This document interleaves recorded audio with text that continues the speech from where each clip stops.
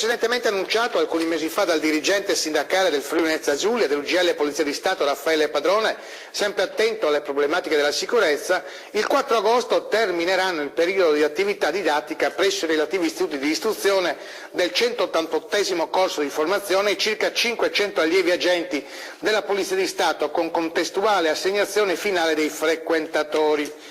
Il sindacalista del Friuli in una nota spiega, come è avvenuto in occasione della conclusione degli ultimi corsi, verranno comunicati ai relativi istituti di istruzione le province disponibili per l'assegnazione finale, dando agli allievi la possibilità di indicare tra esse le loro preferenze, compatibilmente con le sedi messe a disposizione dal Dipartimento. Ebbene, continua la nota di Raffaele Padrone, segretario dell'UGL Polizia e Sicurezza in Friuli Venezia Giulia, anche questa volta la provincia di Pordenone non risulta in questo elenco, come così le altre province del Friuli. Una vergogna, un'ennesima presa in giro per tutto il personale della questura cittadina, tuona Padrone.